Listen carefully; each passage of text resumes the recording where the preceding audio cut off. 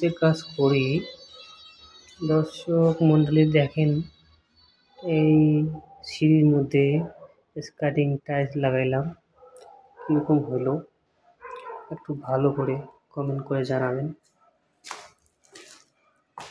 Building এর কাজ সব কিছু চলতেছে। এই রেলিং বানাইলো, স্টেপ লাগাইলাম, ওয়াল স্কার্টিং লাগাইলাম, কীরকম হচ্ছে একটু ভালোভাবে বলবেন। নিচ থেকে উপর অবধি মোটামুটি শেষ হয়েছে, এটাকে নিচে একটু বাকি। যে বিজলি ফিটিং করলো বক্স, মোটামুটি আজকে রিপেয়ারিং কাজ শেষ হয়ে গেল।